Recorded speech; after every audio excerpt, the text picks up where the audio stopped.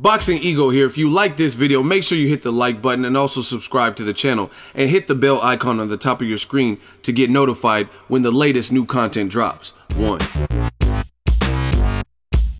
What up, Fight World? It's your boy Ego, and I'm back with some more boxing. Make sure you smash the like button, subscribe to the channel for the latest and greatest in boxing. September 16th, the fight we've been waiting for as boxing fans. It's about to go down. Too bad Raheem had to die first. My movie heads will know what I'm talking about. September 16th, great fight. No location is selected at the moment, but you're going to hear about that. I'm going to talk about that in this video. I want to talk about a little bit of the odds, the opening odds for this fight, Canelo versus Golovkin. Now, just from a fan perspective, the odds are split. I see a lot of people saying Canelo by decision, Canelo knockout, Golovkin knockout, Golovkin decision. That's, once again, the mark of a good fight.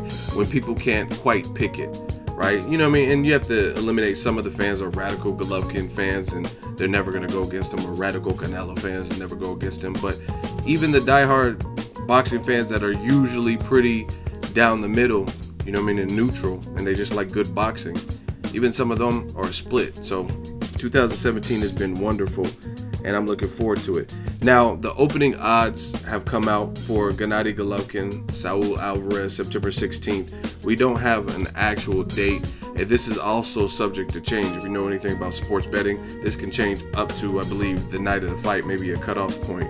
And as more people bet and stuff like that, the odds will shift, right? And the funny thing is this, when it comes to odds, it's never what I see in the comment section. Like, for example, let's say Andre Ward is rematching against Sergey Kovalev, right? But you read YouTube comments on Ward Kovalev 2 videos, and it's like, oh, Ward's a coward, Ward's a pussy, Ward did this, Ward, inactive Ward, right? And then you look at the odds, you're like, man, all these people, they must have bet like this. And then you go look at the odds, and the odds have Ward as the favorite and Kovalev as the underdog. So it's just funny because that's the Maury Povich lie detector test.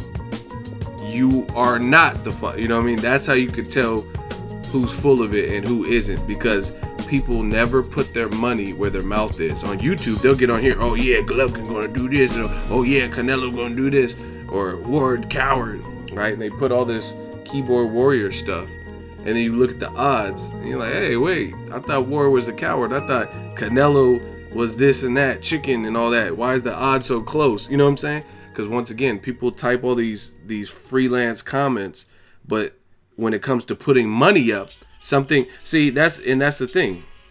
Especially in America, we value money. A lot of people are materialistic.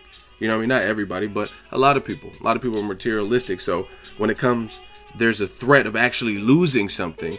And the way that money is valued in America, like, you know what I mean? If you're rich, you're considered like up there, high class, you know what I mean?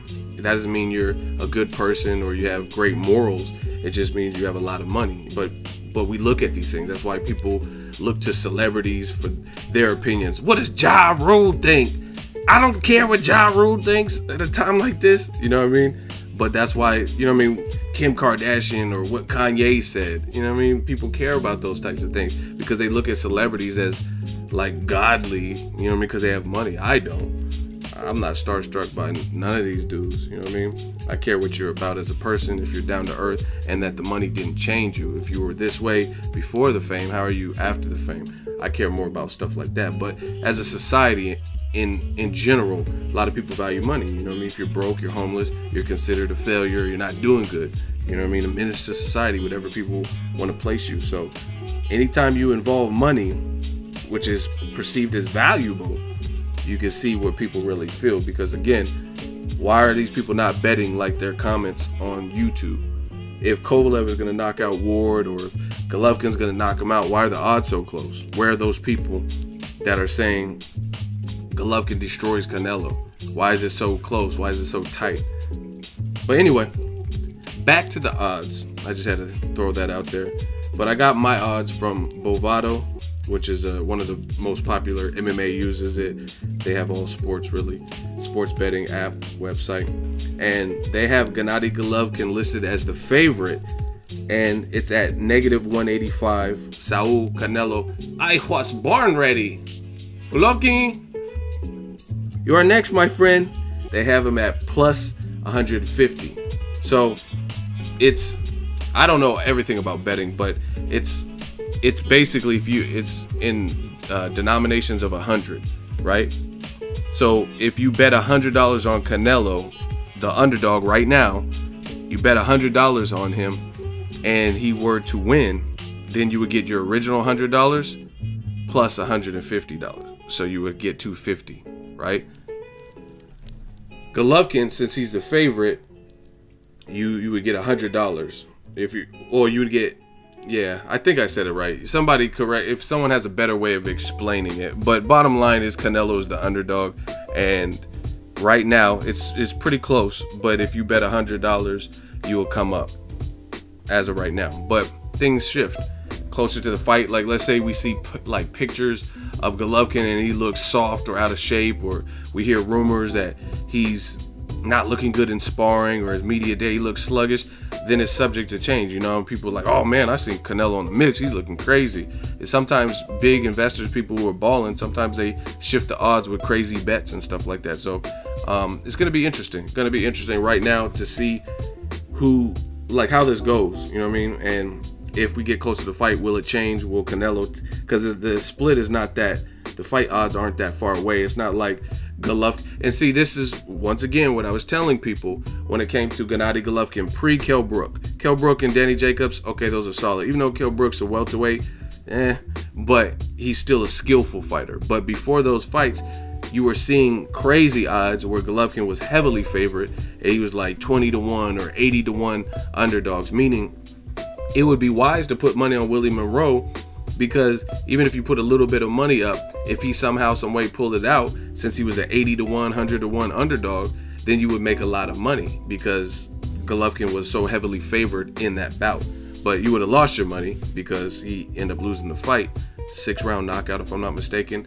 But that's what I love about boxing, is I told you guys, it's not rocket science. If you put people in there with able-bodied people, someone who's a perceived threat in that division, usually the pay-per-view numbers are better, the salaries for each fighter is better, the overall exposure and less negative videos and articles are written about that fight, and the odds are closer. You look at Ward Kovalev, that's a meaningful fight. We've seen how good Kovalev did in the first fight. We've seen how good Ward did in the second half of the first fight. So the rematch, I'm sure, I haven't even checked on it, but I'm sure the odds are pretty close, right? Canelo Triple G, it's a fight we've been wanting. A lot of people have faith Canelo, even though he's moving up. He has one fight at 164.5, dropping back down to 160 after dominating Chavez. They're like, okay, this kid, I've seen enough skill, I'm not going against him. Some people think Golovkin, he's the middleweight destroyer. He got past Danny Jacobs, who is bigger, maybe even more powerful than Canelo, because he's been fighting his whole career, and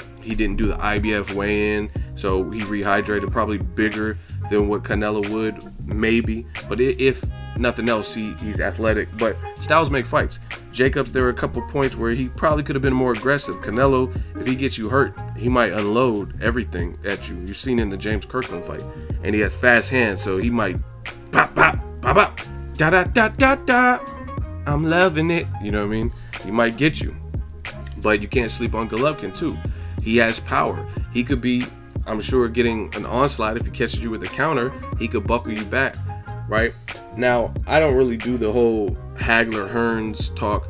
Oscar De La Hoya did say, oh, this could be a Hagler-Hearns, but this could be epic. You know what I mean? And I don't like that Hagler-Hearns stuff, because that's a classic.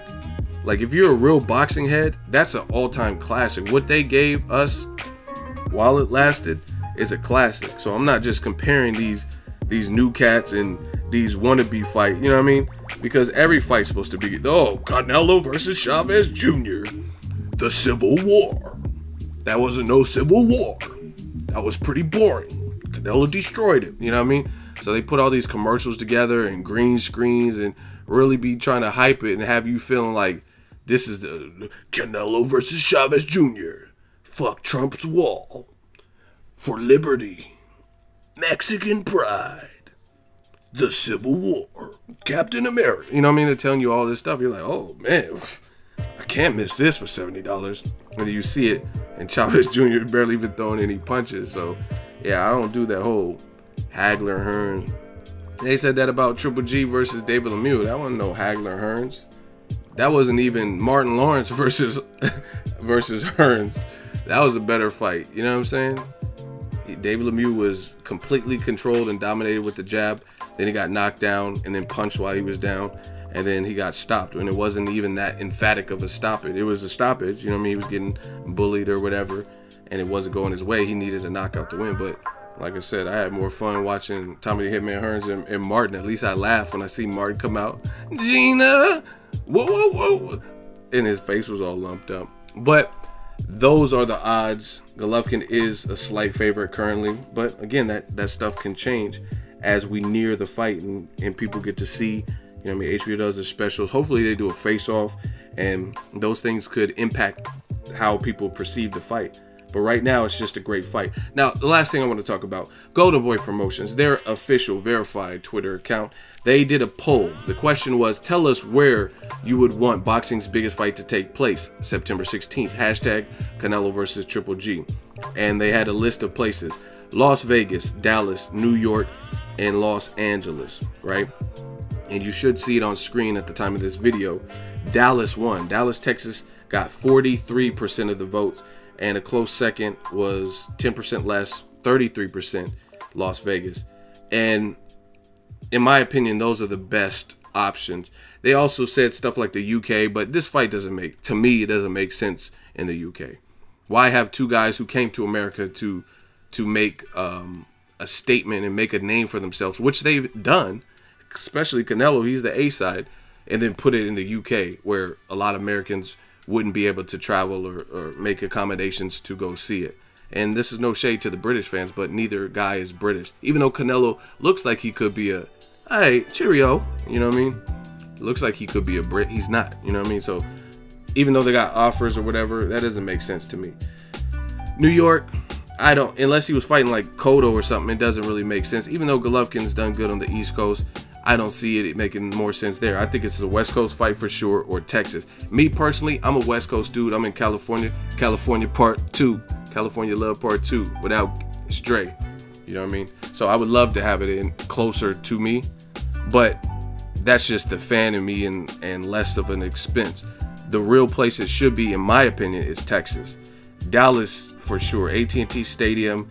It's a state-of-the-art football NFL stadium, and you could seat a ton of people by far. You know what I mean? 20,000 people, maybe. I don't know if they can configure T-Mobile Arena to more than that. I don't know. But Chavez Jr. had a good crowd, Canelo Chavez Jr., and I think that was about 20,000 in attendance. But Canelo fought AT&T Stadium versus Liam Smith and did 51,000. Come on, you do the math. And I think at its highest, it seats 90 to 100,000. So, I mean, it's simple mathematics, plus the demographic. I don't know how Golovkin would do out there. Like, the demographics, he might be, like, he wouldn't be the crowd favorite. Canelo probably would be because of the Mexican population out there and the demographic. But Golovkin's done good at anywhere he's went. You know what I mean? Where there's been East Coast, West Coast, the Forum. He had fights at StubHub. Marco Antonio Rubio fought in the Garden. You know what I mean? Danny Jacobs. Those are all good attendance. So I think he would do good in Texas. I don't know if he would be the crowd favorite, but you never know. Some people are still salty at Canelo for even giving up the belt, and they kind of lost hope in him and didn't like him for that, so they might be rooting for Golovkin. I don't know. This is just me playing devil's advocate. You guys, let me know what you think. Those are the odds, and I really feel Goldenboy probably has an inkling as to where they're going to place this fight, and they just haven't said anything. They're just maybe trying to get last minute public input, but usually I know how business works. Usually decisions are made or in contracts, like you're nearing a decision before the poll. They might just be wanting to hear what people have to say by doing this poll, but I don't know. I think they might put it in Vegas, which I think is a mistake. I think they really should put it in Texas. And I just came back from Vegas literally yesterday. So I wouldn't mind if it's in Vegas for my sake, but for the good of boxing and to maximize the event, I really feel Texas is the spot. Texas is the spot. And I never really been out to Texas. Got a lot of family and friends there though. I just think that's the right look for this type of fight. Just my opinion, just my thoughts. Let me know what you guys think of the odds and the whole venue talk. The poll has closed. It was like 14,000 people who participated, 14,000 plus. Let me know what you guys think. Drop it in the comment section. Make sure you share the video, like the video. As always, hate, comment, and subscribe. Till next video, is Ego signing off. So if you enjoyed this video and want more content like this on the channel, you can show your appreciation by going to the PayPal donate button or the YouTube support button. And you can donate any amount that you feel is equivalent to the value of this video. Much more to come. Thank you guys for your support. Boxing Ego, the future of boxing.